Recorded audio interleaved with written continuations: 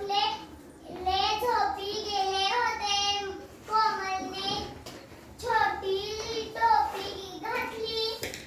किशोर दररोज खोबरे एक खातो. मोनिकाने छोटेसे रोप लावले. एक छोटा डोकर झोपाळ्यात खेळतो. मनोजाचा हातोडा झोपडीत आहे. सोहेलने एक पोपटाचा फोटो घेतला. नूतन नूतन नूतन